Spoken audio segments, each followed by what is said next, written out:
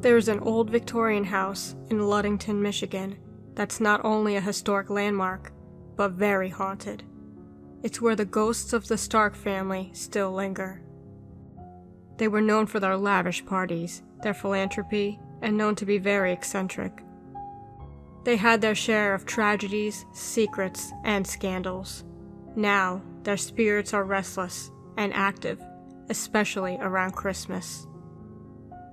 One of the most notorious ghosts in the house is Vera Stark, the second wife of John Stark, a lumber baron and a benefactor of the town. Vera was a flamboyant and eccentric woman who had a passion for flowers and plants. She often tended to the garden, wearing only a fur coat and hat, regardless of the weather or the season. She liked to pick flowers and arrange them in baskets, which she would give to her friends and neighbors. Vera died of a heart attack in the garden, clutching a basket of roses. Some visitors have reported seeing her ghost working in the garden, wearing only a fur coat and hat. She smiles and waves at them, as if inviting them to join her. But when they approach her, she disappears. Helen Stark, the daughter of John and Vera, one day decided to explore the gymnasium.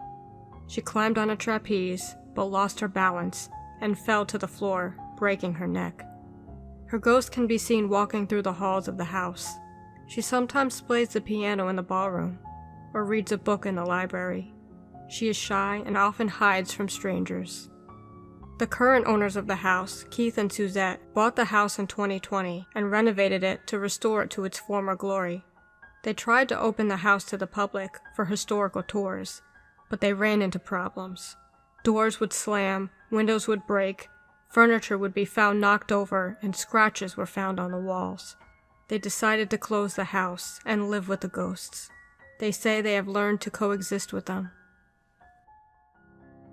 Roos Hall is a haunted mansion that stands in the dark and lonely countryside of Suffolk, England. The red brick Tudor building dates back to the 16th century, but its history is much older and darker. The hall was built by the de Roos family, a line of barons who began their reign on a fateful Christmas Eve in 1264. The family was involved in many wars and left behind a legacy of blood and betrayal. The hall passed through many hands, but none could escape the curse of the de Roos. One of the most terrifying manifestations of the curse is the Headless Horseman, who rides along the road near the hall, looking for his lost head. The horseman is said to be one of the de Roos barons, who was beheaded by his enemies in a battle. His body was buried in the hall, but his head was taken as a trophy. Ever since then, his restless spirit has been searching for his head and haunting anyone who crosses his path.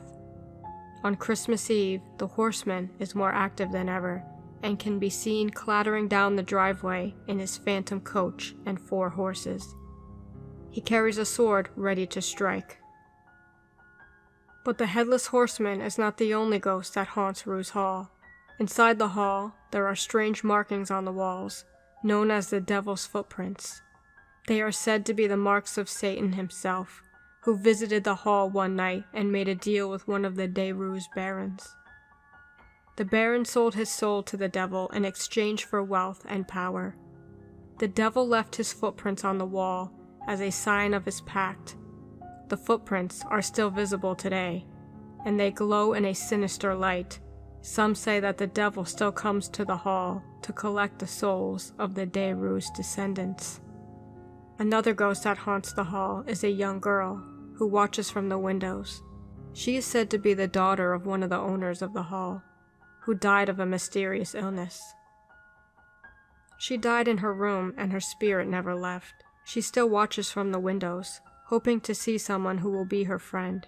She sometimes cries or laughs, or sings, and her voice can be heard throughout the hall. The ghosts of the de Roos family and their victims still haunt the hall, and make their presence known. The hall is not open to the public, but some brave or curious souls have ventured there, and have witnessed the paranormal phenomena. Some have even captured photos or recordings of the ghosts. Alcatraz, The notorious prison island in the San Francisco Bay has been closed for over 60 years, but its dark and bloody history still haunts those who dare to visit it.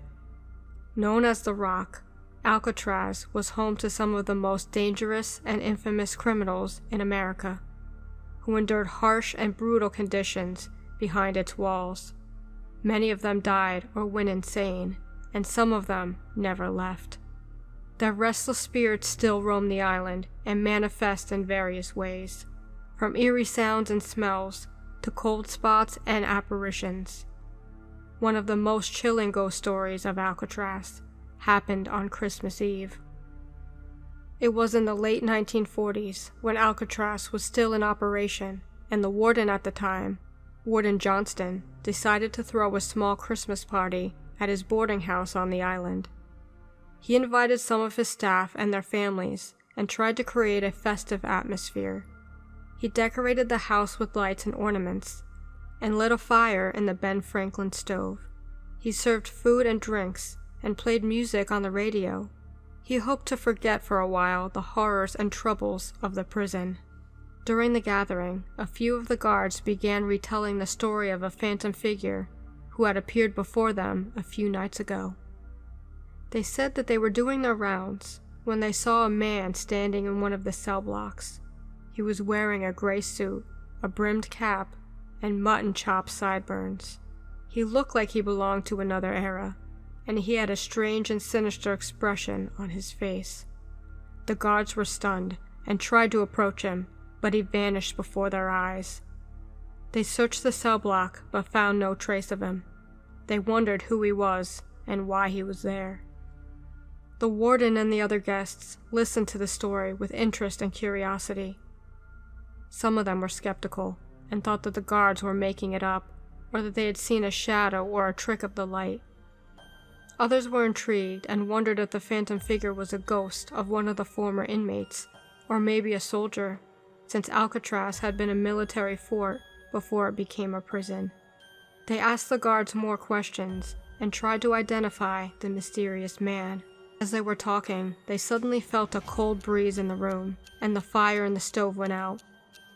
They looked around and saw the same phantom figure that the guards had described standing in the corner of the room. He was staring at them with a cold and menacing gaze, and he seemed to radiate an aura of evil. The guests were terrified and screamed. They tried to run, but the doors and windows were locked. They were trapped in the room with the phantom. The phantom did not move, or speak, or do anything. He just stood there and watched them.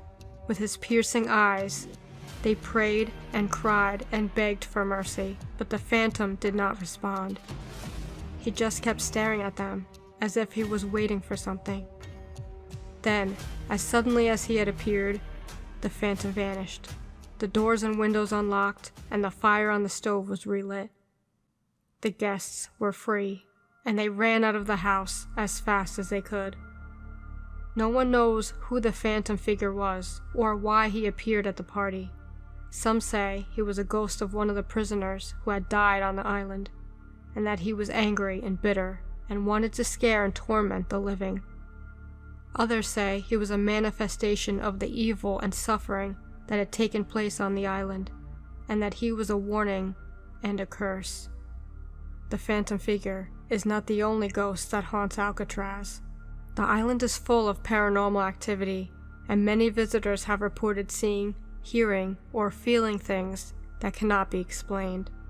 Some of the most haunted spots on the island are the warden's house, the hospital, the laundry room, and cell block C, where several prisoners died during the 1946 attempt to escape the prison. Some of the most famous ghosts are Al Capone, who played the banjo in his cell, the Birdman of Alcatraz, who kept birds as pets, and the Anglin brothers and Frank Morris, who disappeared after their daring escape.